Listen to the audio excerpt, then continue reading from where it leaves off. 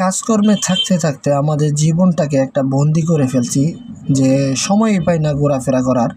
একজন অসুস্থ, তারে দেখার জন্য বের হলাম। তো গ্রামের কাঁচা রাস্তা, যে গ্রামে বড় হয় গ্রামকে ভালোবাসে না এবং শহরে বা বিভিন্ন জায়গায় চাকরি বাকরি কইরা গ্রামকেই পছন্দ করে না, আসলে সে তার মধ্যে মনুষ্যত্বই নেই। গ্রাম হচ্ছে আমাদের সবচেয়ে বড় ঐতিহ্য এবং আমাদের নারী, যে নারী ছিঁড়ে ফেললে আপনার মৃত্যু হবে।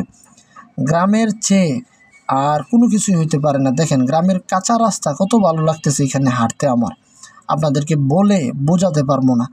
আসলে এই পথ দিয়ে হাজারো বার হাঁটছি আলহামদুলিল্লাহ। তো এই রাস্তাটা এখনও উন্নয়ন হয় নাই, উন্নতি কখন হবে জানি না।